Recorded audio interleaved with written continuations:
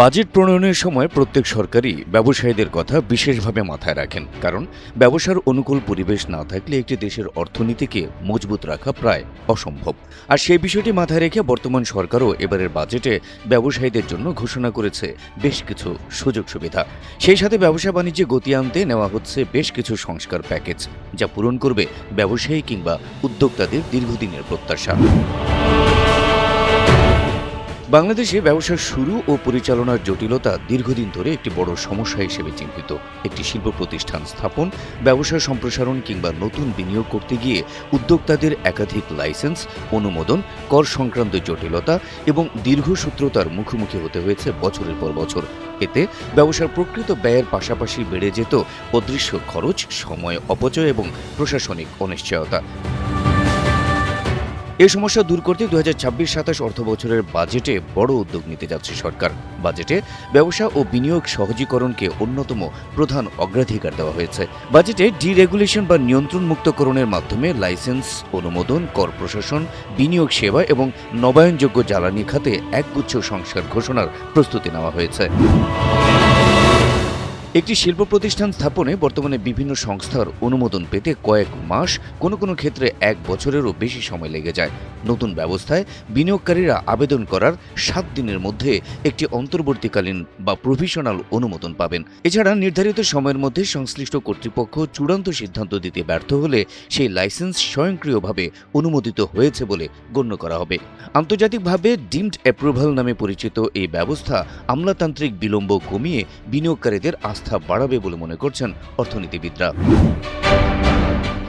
দীর্ঘদিন ধরে দেশের ব্যবসায়ীদের একটি অভিযোগ, প্রতি বছর বিভিন্ন লাইসেন্স ও পারমিট নবায়নের ঝামেলা। নতুন বাজেটে প্রায় সব ধরনের লাইসেন্স ও অনুমতির মেয়াদ 5 বছর করার প্রস্তাব আসছে। এর ফলে উদ্যোক্তাদের সময় ও অর্থ উভয়ই সাশ্রয় হবে। সরকারি দপ্তরগুলোর প্রশাসনিক চাপও কমবে উল্লেখযোগ্য হারে। বর্তমানে একটি কারখানা স্থাপন করতে বিডা, পরিবেশ অধিদপ্তর, ফায়ার সার্ভিস, সিটি কর্পোরেশন, কর কর্তৃপক্ষ সহ বহু সংস্থার সঙ্গে আলাদাভাবে যোগাযোগ করতে হয়। এই জটিলতা নিরসনে সরকার চালু করতে যাচ্ছে সমন্বিত ডিজিটাল প্ল্যাটফর্ম বাংলা বীজ। এই প্ল্যাটফর্মের মাধ্যমে একজন বিনিয়োগকারী এক জায়গায় আবেদন করেই প্রয়োজনীয় সব অনুমোদন প্রক্রিয়া সম্পন্ন করতে পারবেন। বাজেটে কর প্রশাসনের আধুনিকীকরণকে জাতীয় রাজস্ব বোর্ড প্রথমবারের মতো পূর্ণাঙ্গ অনলাইন কর্পোরেট ট্যাক্স রিটার্ন ব্যবস্থা চালুর প্রস্তুতি নিয়েছে। একই সঙ্গে করদাতাদের জন্য মোবাইল অ্যাপও চালু করা হবে বলে জানা গেছে। নতুন ব্যবস্থায় সারা বছর রিটার্ন জমা দেওয়া যাবে, আগেভাগে রিটার্ন দিলে প্রণোদনা পাওয়া যাবে, কর রিফান্ড সরাসরি ব্যাংক হিসাবে জমা হবে এবং কাস্টমস ও আয়কর তথ্য একীভূত করা হবে। অটোমেশনের মাধ্যমে হয়রানি ও প্রশাসনিক জটিলতাও কমে আসবে। ব্যবসার কার্যকর কর হার কমানোর লক্ষ্যে অন্তত 19টি খাতে অগ্রিম আয়কর ও উচ্ছে কর কমানোর পরিকল্পনা করা হয়েছে। এর মধ্যে রয়েছে শিল্পের কাঁচামাল, কম্পিউটার যন্ত্রাংশ, মোবাইল ফোন শিল্প, রপ্তানি খাত, প্যাকেজিং শিল্প, পরিবহন ও লজিস্টিক্স, মোবাইল নেটওয়ার্ক সেবা, রিসাইক্লিং শিল্প, স্বর্ণ ও স্বর্ণালংকার ব্যবসা, অফশোর ঋণ এবং বিদেশি বীমা প্রিমিয়াম। দেশের সব স্বর্ণ ব্যবসায়ীদের করের আওতায় আনতে টার্নওভার কর 1% থেকে কমিয়ে 0.5% করার পরিকল্পনা করা হয়েছে। সরকারের আশা, কর হার কমলে ব্যবসায়ীরা প্রকৃত আয় প্রকাশে আরও উৎসাহিত হবেন। এবারের বাজেটে নতুন উদ্যোক্তাদের একাধিক কর সুবিধা দিতে যাচ্ছে সরকার। ফ্রিল্যান্সার ও কন্টেন্ট ক্রিয়েটরদের পূর্ণ কর অব্যাহতি, এসএমই উদ্যোক্তাদের 50 লাখ টাকা পর্যন্ত করমুক্ত টার্নওভার, নারী উদ্যোক্তাদের জন্য 70 লাখ টাকা পর্যন্ত করমুক্ত সুবিধা এবং স্টার্টআপ ও প্রযুক্তিভিত্তিক প্রতিষ্ঠানের জন্য 9 বছরের কর অবকাশ দেওয়ার পরিকল্পনা করেছে সরকার। কর সংক্রান্ত মামলাগুলো বছরের পর বছর ঝুলে থাকার অভিযোগ ব্যবসায়ীদের দীর্ঘদিনের।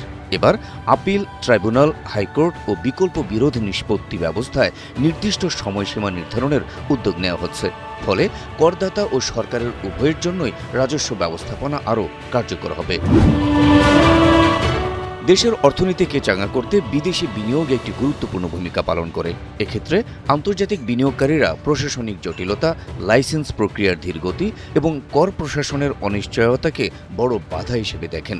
এসব বাধা দূর করতে নতুন বাজেটে ডিরেগুলেশন কর্মসূচি, ডিজিটাল ওয়ান স্টপ সার্ভিস, স্বয়ংক্রিয় অনুমোদন ব্যবস্থা, কর রিফান্ড অটোমেশন এবং কর হার হ্রাসের উদ্যোগ নিয়েছে। বিশেষজ্ঞরা বলছেন, এবারের বাজেটে নেওয়া সংস্কার ও পদক্ষেপগুলো ব্যবসায়ী সমাজের কাছে অত্যন্ত আশাব্যঞ্জক। তবে তার প্রকৃত সাফল্য নির্ভর করবে বাস্তবায়নের উপর। সরকার যদি নীতিগতভাবে নেওয়া সিদ্ধান্তগুলোকে যথাযথ গুরুত্বের সঙ্গে বাস্তবায়নের উদ্যোগ নেয়, তবে এ বাজেট ব্যবসায়ীদের জন্য খুলে দিতে পারে সাফল্যের অবারিত দ্বার। Habib Rasel, NTV online.